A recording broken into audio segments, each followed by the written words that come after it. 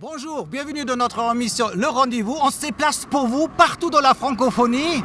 Et ces jours, nous sommes ici à Abidjan. Abidjan. Parce que je viens de rencontrer il y a 10 minutes Dominique qui dit cet après-midi, je veux voir Dieu TV. Et Johannes, il me semblait que tu es à Dakar. Je dis, mais non, je ne suis pas à Dakar cette semaine. On est où ici? Nous sommes à Abidjan, Côte d'Ivoire. En Côte d'Ivoire. Et toi, tu es un enfant de la région ici? Ah oui, je suis d'Abidjan. Je suis à Yopougon. Ouais, précisément. C'est tout un coin, un quartier qui est C'est super un quartier de Yopougon, oui. Et il y a du monde ici. Il y a du monde. Et on dit souvent que c'est le meilleur quartier d'Abidjan. Ah ben ça, je sais pas. Moi, en tout cas, il y a du monde. Hein. Ah oui.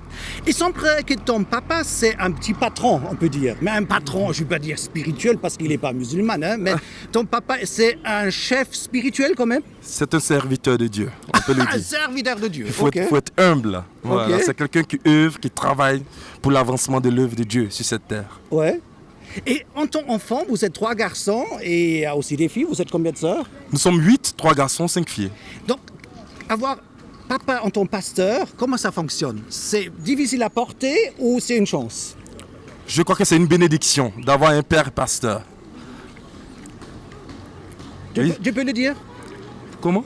Pour toi, tu le prends positif parce que Oui, pour moi, sur le plan positif, parce que déjà, dès la naissance, nous sommes dans une famille chrétienne, donc nous recevons une éducation chrétienne. Et ça nous empêche de pouvoir dévier. Même à l'adolescence, lorsque nous dévions, la parole de Dieu finit toujours à nous rattraper. Voilà, parce que c'est que les paroles qu'il a sémées lorsque nous étions enfants, en nous prêchant chaque matin, en faisant la méditation avec lui, a fini par grandir en nous, en fait que nous puissions nous-mêmes accepter le Seigneur Jésus réellement. Mais tu sais qu'il y a quand même beaucoup d'enfants de pasteurs qui sont pas venus chrétiennes, donc il faut faire attention, il ne faut pas que les enfants trop poussés non plus, hein. Il ne faut pas exagérer. Tout à fait, c'est juste. Mais ton père, il est rigolo, hein. Il est sympa, il aime bien rire. Tout à fait, c'est vrai. C'est positif quand même. Hein. Oui, c'est positif, c'est positif. On ne naît pas chrétien, même si on vient d'une famille de pasteurs, mais on devient chrétien. On accepte Jésus, on prend conscience de notre mauvaise vie et on accepte de marcher selon la parole de Dieu. Alors, on a un petit extrait de musique parce qu'il y a 2 jours, j'ai enregistré des enfants dans l'église de mon papa et c'était vraiment bien. C'était 20 enfants, un petit spectacle, et regarde un truc extrait, et après on va parler comment toi-même tu as rencontré le Christ. Mais un petit peu de musique. En 2000 ans, toujours plus fort, la flamme brûle sur le pays. Les cœurs attendent, souffrez encore, réveille-nous, Saint-Esprit. Fais brûler ta flamme, hors de tes ténèbres, change la nuit en jour glorieux, de ce chant les âmes, donne-nous ton œuvre, brûle encore, et tout fort.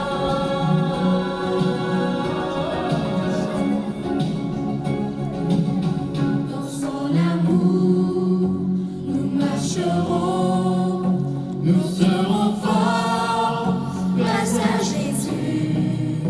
Nous relèverons les enfants perdus. Ce chant remplira les nations. Fais brûler ta flamme, hors des ténèbres, change la nuit en jour glorieux. Que ce chant résonne, notre amour comme un feu, brûle encore, brûle plus fort.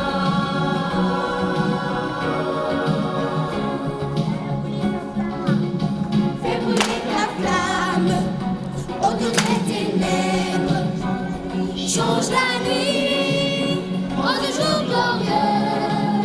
Que ce chant résonne, dans l'amour comme un feu, brûle encore,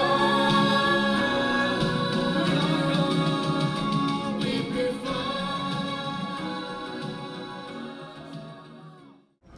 Alors, comment tu as trouvé la musique? Vous êtes ici, quand même, en Côte d'Ivoire. C'était super. Vous avez la musique ici partout, hein? Ah oui. Hein? Oui, nous avons le rythme dans le son. Alors, tu m'as montré sur ton téléphone que ton fils, qui a quel âge? 5 ans. S'appelle comment? Samuel Jacquin. Et il a la batterie dans le sang, hein? Ah oui. Ah. On regarde un petit extrait de ton fils? D'accord, pas de problème. On peut montrer? Oui, on peut Ou montrer. c'est trop privé? Non, c'est pas privé, on peut montrer. Alors, regardez le petit Samuel de 5 ans.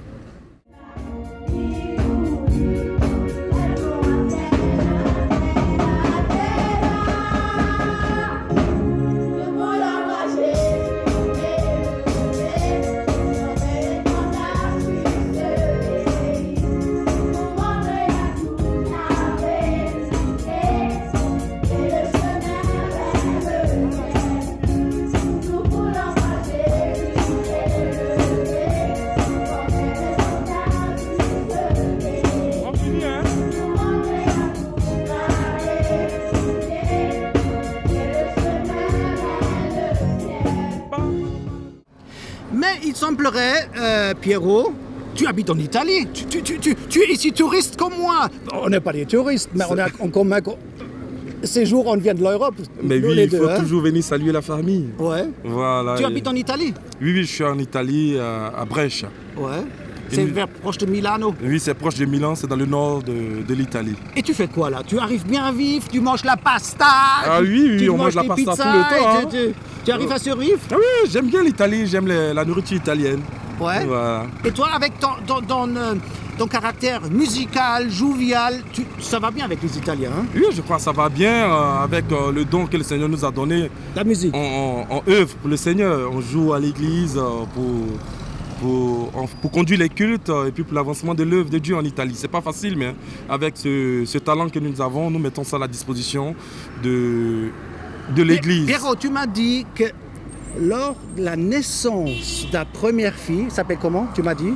Elle s'appelle Emmanuelle Bérénice Nguessan. Oui. Qu'elle est née beaucoup trop prématurée. Elle est née trop tôt. Oui, elle est née trop tôt. Elle est née à 6 mois. Et tu as vu la main de Dieu? C'est quoi que tu as vu il y a 8-9 ans? Explique, parce que c'est ça qu'on veut savoir. Parce que sa fille, elle avait combien de grammes à la naissance? Elle est née avec 550 grammes. 550 grammes, même pas 600 grammes. Et elle vit aujourd'hui, elle a survécu. Explique. Elle vit aujourd'hui. On doit savoir. Ah, d'accord, elle vit aujourd'hui et c'est un miracle du Seigneur. Et il fallait que je puisse vivre une situation comme cela, de ce genre. Madame est rentrée à l'hôpital. Madame est rentrée à l'hôpital un matin. Ouais. Et je suis allé travailler. Je pensais qu'elle partait faire une visite et retourner. Et ils l'ont gardée, elle a passé la nuit. Après le travail, puisque j'avais travaillé de 22h à 6h du matin, je suis rentré, j'attendais 8h, 9h pour me rendre à l'hôpital. Et à ma grande surprise, l'hôpital m'appelle. Tu arrives au guichet? Ouais, il non. m'appelle, monsieur. Non, il m'appelle au téléphone. Ouais. Au téléphone, on me dit non, mais monsieur, votre femme doit accoucher. Je dis non, c'est pas possible. Puisqu'elle est tout juste enceinte de 6 mois. Non, monsieur, elle doit accoucher. Et l'hôpital raccroche le téléphone. 30 minutes après, on m'appelle. Ah, monsieur, on a besoin du nom de l'enfant. J'ai dit, mais je ne sais même pas si c'est une fille ou un garçon. Allez, donnez le nom d'Emmanuel. Parce que je me disais, mon premier fils allait s'appeler Emmanuel. Ouais. Et je me suis dépêché pour aller à l'hôpital. J'étais arrêté devant le bloc opératoire. En Italie, bien sûr. En Italie, bien sûr.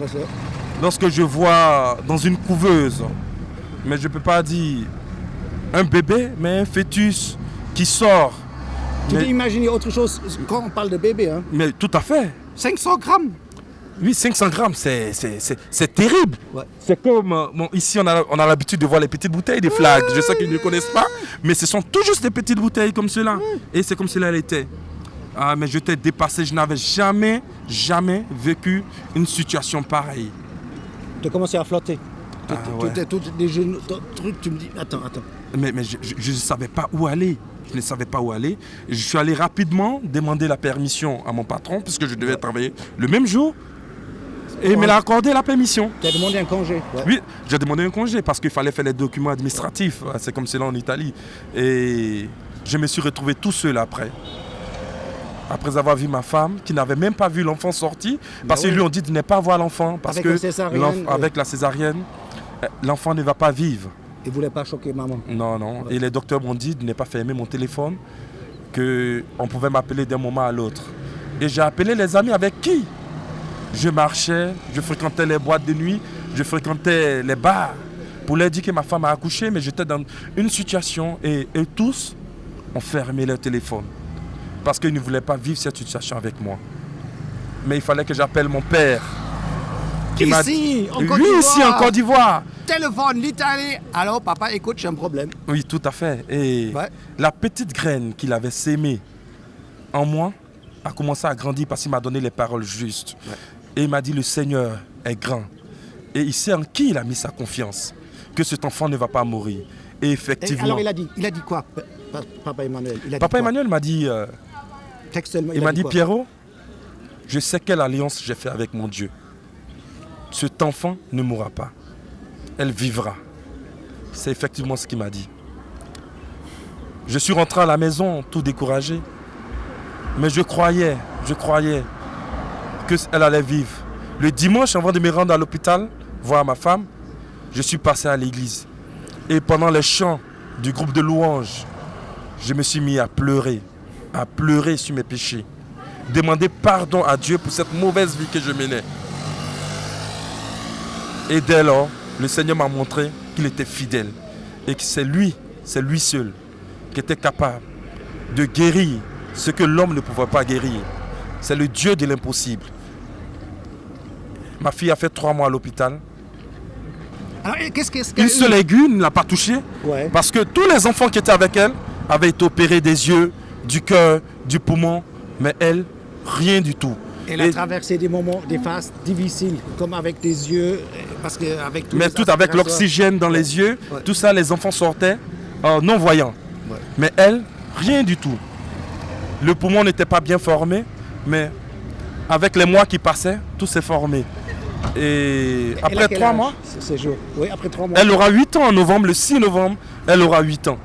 Et je rends gloire à Dieu pour ce qu'il a fait. Et depuis ce jour de sa naissance jusqu'à actuellement, je sais le Seigneur et j'ai donné ma vie réellement au Seigneur. Comme le pouvait dire Josué, moi et ma famille, nous servirons l'Éternel. Et c'est ce que nous faisons jusqu'à aujourd'hui en Italie. Pierrot, peut-on dire que tu avais une vie un petit peu rock'n'roll avant? Un petit peu... Oui, j'avais une vie vraiment, voilà, avec un peu... le virage et tout. Tout à fait. Ouais. Vous connaissez la jeunesse avec... on se laisse influencer par des amis et les boîtes de nuit, tout ça. Ça t'a mis vraiment devant Dieu. Tu dis, mais il est réel. Je veux commencer quelque chose avec Dieu. Et il t'a mis quelque chose... Tu as rencontré Dieu quelque part? Oui, tout à fait. J'ai rencontré Dieu. Parce que pour mon bébé, c'est la main de Dieu. Ce n'est pas autre chose. C'est la main de Dieu. J'ai un extrait. Hier, Papa Emmanuel, il a prêché devant 300 personnes lors d'un mariage. Alors, ce n'est pas le culte dominical, mais on a un petit extrait. Papa Emmanuel, ton père, qui prêche pour un mariage. Un petit extrait de Papa Emmanuel, ici au temple. Proclamer pour nous annoncer les oracles du Seigneur. Et que Dieu bénisse son temps. Attends, vous n'avez pas à la porte. Mes chers amis, nous proclamons le révérend pasteur, le pasteur Ernesto Boissy Emmanuel. Et c'est lui qui vous donne le bon conseil du Seigneur. Nous demandons que Dieu bénisse son serviteur. Et Dieu a dit qu'il n'est pas bon que l'homme soit seul. Parce que quand Dieu a créé tout l'homme, Dieu a fait venir tout ce qu'il a créé comme des animaux, des reptiles et tout. Et l'homme a donné le nom. Mais l'homme n'a pas trouvé un semblable à lui. Vous savez, quand moi je voyage beaucoup. Je vais surtout dans beaucoup de pays d'Afrique. Et quand je vais dans les pays d'Afrique, ce que je cherche, vous savez, je cherche si quelqu'un a ma figure, mon visage. Et je n'ai jamais trouvé un visage comme Emmanuel Boissy. Je connais 14 États africains. Ma préoccupation, c'est que je vois quelqu'un qui les a Emmanuel Boissy. Mais je n'ai jamais trouvé. Dieu a plusieurs moules. Et chaque homme, Dieu a son moule. Et il a créé des hommes que nous sommes. Vous n'avez pas dit Amen.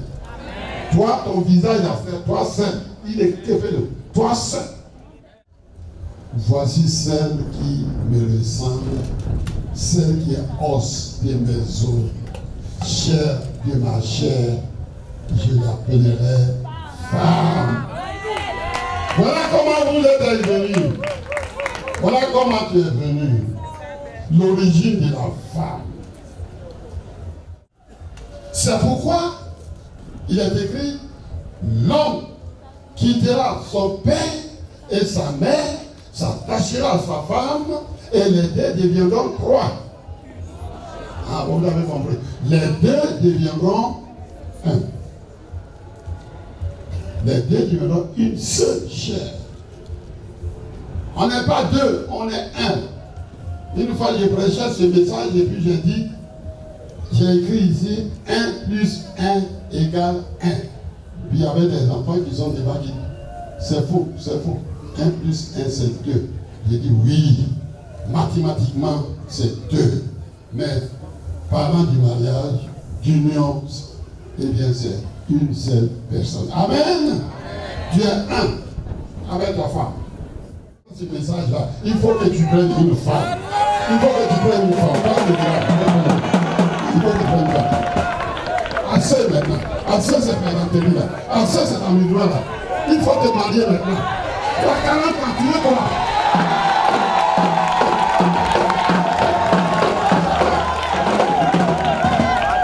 Il n'est pas bon que l'homme soit seul.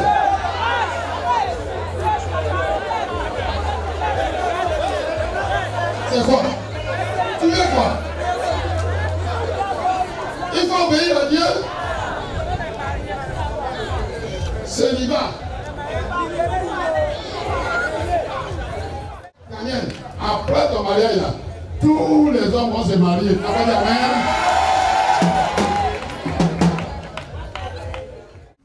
Donc ton père, c'est un professionnel de la parole, et il prêche presque tous les jours, dimanche, 2 fois le matin, l'après-midi pour les ados. Il est toujours en route. Il a quel âge ton père? Papa, il a eu 80 en janvier. Donc depuis ces jours, papa Emmanuel a 80 ans. En Suisse, on dit 80 ans. C'est incroyable. Ah oui, ce sont les Vaudois. Et il carbure, hein? Ah oui, il a encore la force. C'est turbo, hein? Oui, tout à fait. Alors, hier matin, il m'a donné la parole aussi. J'ai parlé 20-30 minutes. J'ai parlé sur le fait que Dieu aime des patrons. Dieu aime des gens qui sont responsables et qui sont responsables avec leur temps et responsables avec l'argent que tu les as confiés. Un petit extrait, on regarde, qu'est-ce que ça vaut? Ok, regarde, j'essaie de prêcher devant 2000 personnes. Un petit extrait. Matthieu 20, verset 1. Voici, en effet, à quoi ressemble le royaume des cieux. Un patron, un propriétaire, sortit tout le matin afin d'engager des ouvriers dans sa vigne. Troisième patron. Nous avons dans quelques versets 3 patrons. Un jeune riche, héritier, Pierre qui était patron, et un troisième. Et ce troisième, il est encore plus riche. Il a des vignes. Et 5 fois par jour, il va chercher des ouvriers dans sa vigne. Et Dieu, c'est le plus grand patron qui existe. C'est écrit, c'est pas moi qui vous raconte ça. Matthieu 20, verset 1. Il y a un propriétaire, il y a un patron qui a une vigne. Il cherche des ouvriers. Et c'est quoi avec les ouvriers à la fin? Regardez les versets qui suivent.